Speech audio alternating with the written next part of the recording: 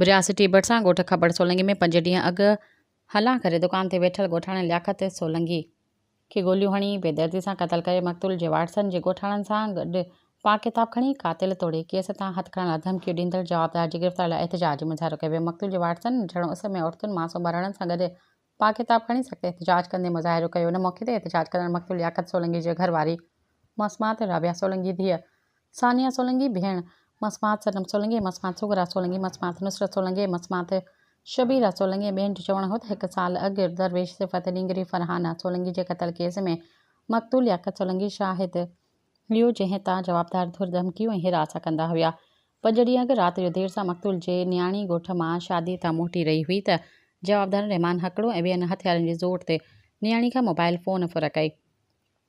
जंहिंजी रड़ियुनि ते संदसि वालिद मक़तूल निकिरी आयो। अहिड़ी फुर वाक़े जो ॻोठ जे चङनि वटि फ़ैसिलो पिणु रखायो वियो त जवाबदार रहमान हकिड़ो ऐं इरफान हकिड़ो,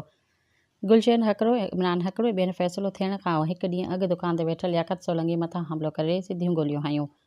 फायरिंग करे सॼे ॻोठ में हिरास फैलायो। हुननि DIG शहीद बेनज़ीराबाद ऐं SSP नौशरत फ़िरोज़, सेशन जज नौशरत फ़िरोज़ ऐं ॿियनि वसवारनि खां मुतालबो कयो त फ़ौरी नोटिस वठी जवाबदार गिरफ़्तार करे मक़तूल जे वारसनि खे तहफ़्फ़ुज़ ॾिनो वञे। सब्सक्राइब कयो अवामी न्यूज़ HD खे ऐं ताज़ा तरीन ख़बरुनि लाइ ॾिसंदा रहो अवामी न्यूज़ HD।